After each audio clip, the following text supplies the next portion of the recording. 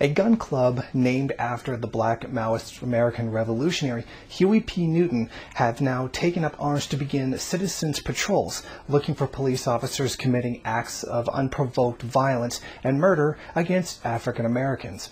Of course, this citizens' patrol brings to mind the memories of the Black Panthers in the 1960s who conducted similar actions. They did open carries where they would patrol the streets looking for abuses by police, and then would use these to defend the community from such police abuses. The group's leader, Huey Freeman, said he began doing these patrols. They organized them together not because of the recent killing of Michael Brown, but that there are many Michael Browns. Many black people are killed without any due cause in the United States by police forces. It is because of this they have decided to take to the streets and defend themselves from police abuse. I find Freeman's analysis to be absolutely correct. After all, the police are certainly unwilling to help African Americans in this kind of trouble, and certainly they are a cause of much of it itself. Many young African Americans are killed by police almost on a daily basis. So he is absolutely correct when he says they have a need to patrol their own streets with their own weapons. This is absolutely necessary. The United States is a white supremacist society that does commit daily crimes against African Americans. It is a racist society. And the police are the enforcers of said racist society. Thus, they cannot expect to be protected by the police. How can you expect as a black man to be protected by a system that's already against him and is very clearly, from many demonstrations, already killing African Americans in the streets?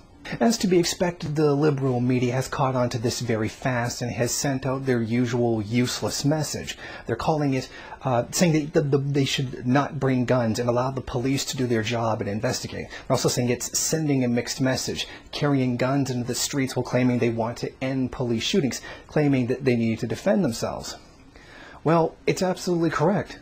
They do need to defend themselves. The police are the ones that are committing these crimes. So in the usual liberal media way, it's put down your guns and just allow that same authority to take care of its own abuses. Again, it's still defaulting right to this anti-gun argument, and that, don't rise up against the killings that are being done against you, because there's surely some lawful way through the system to actually stop these killings, when it most certainly isn't. They do recognize the right that they have to defend themselves, but apparently they don't recognize the rights of African Americans to defend themselves from the police.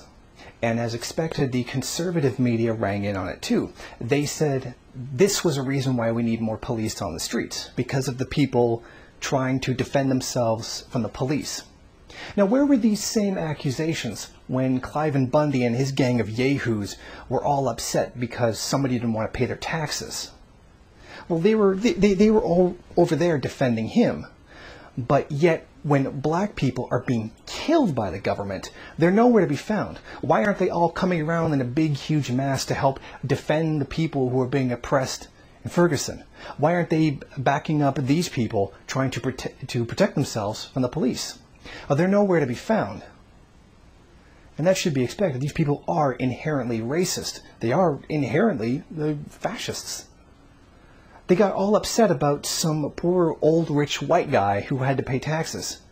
But they care absolutely nothing for a young man that was killed for, frankly, no good reason.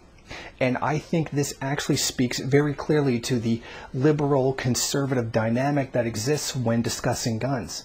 It is very highly about race. Either you've got racist right-wingers, or you've got useless liberals that are trying to make people vulnerable. What's missing from both sides is an acknowledgement that the African American population does have to defend itself from the police. Conservatives will soon be screaming terrorism, and liberals will soon be screaming to use peaceful means to defend themselves. Both of these arguments, of course, leave African Americans still the victims, and still never takes care of the problem of racially motivated violence in the United States. And this is one thing that reminds me, and should remind everyone else, why it is always right to rebel. Thank you for watching. Please comment and rate the video. If you liked it, hit subscribe or check out some of these other great videos.